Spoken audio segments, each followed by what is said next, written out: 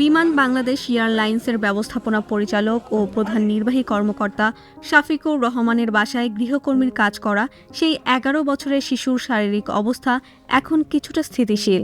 তবে সারা শরীর জুড়ে পোড়া ক্ষত, নীলচে আঘাতের দাগ, যন্ত্রণায় ঠিকমতো কথাও বলতে পারছে না সে।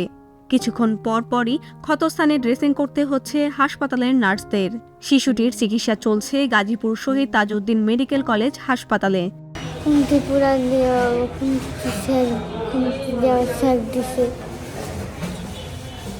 আর লাঠি দিয়ে মাছে চুলে টানছে। আচ্ছা, তুমি কান্নাকাটি করো নাই? করছি, পড়ি, হালকা হালকা পড়ি। রাইতে বাথরুমে বসায়। হোটেল কর্মচারী শিশুটির সুখী সুন্দর ভবিষ্যতের প্রলোভনে পড়েছিলেন তার বাবা। তার বক্তব্য অনুযায়ী তাকে সন্তানের নিরাপদ ভবিষ্যৎ তৈরি করে দেওয়ার কথা বলা হয়েছিল।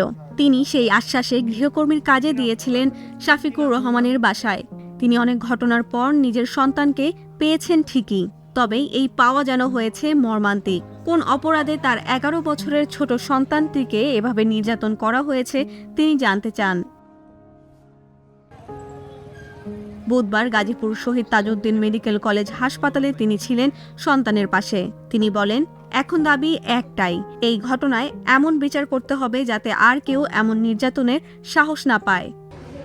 আমার মেয়েকে দেখে তো আমি নিজের কি পোস্ট করবো, আমার নিজের মুখ থেকে কোনো কথা পাইতেছে না। পরে আমার মেয়েকে বসলাম, আমি বসলাম, ম্যাডাম বলতেছে বাথরুমে পড়ে এগুলো হয়েছে, টয়লেটে পড়ে যায়, টয়লেটে পড়ে যাওয়া দাগ, এটা মনে মনে বলতেছে, ওনাকে পোস্ট করিনি। আমি চাই যে বিচারটা সুস্থ হলে একটা শক্ত বিচারক, ওনার ডাইরেক্ট আমি ফাঁসি চাই। ফাঁসি চাইলে এই জিনিসটা ছড়াই যাবে বাংলাদেশে সব জায়গায়। কোনো বড় লোকের বাচ্চারা, কোটিপতি বাচ্চারা একটা মেয়ের জীবন নষ্ট করবে না। সুস্থ একটা বিচার আমি চাই। বিচার থেকে যেন পুরো বাংলাদেশের যেগুলো বড় লোক আছে সব ঠিক হয়ে যায়। এই বিচারটা আমি আপনার কামনা করছি। নির্যাতনের শিকার শিশুটির চিকিৎসার দায়িত্ব নিয়েছে হাসপাতাল কর্তৃপক্ষ। মুঠোফোনে প্রথম আলোকে শহীদ তাজউদ্দিন মেডিকেল কলেজ হাসপাতালের পরিচালক মোহাম্মদ আমিনুল ইসলাম কথা জানান। এখন মেয়েটা চিকিৎসা আমি পূর্ণ দায়িত্ব নিছি, এটা সমাজ কল্যাণের সাথে ট্যাগ করে দিছি।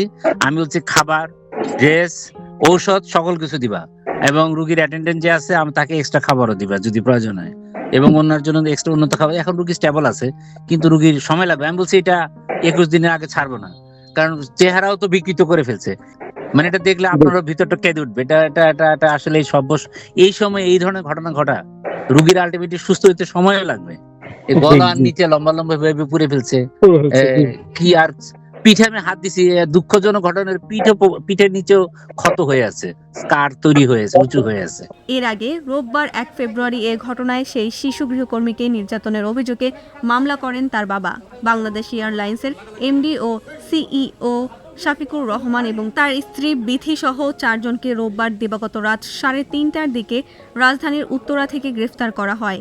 সোমবার তাদের কারাগারে পাঠানোর আদেশ দেন আদালত।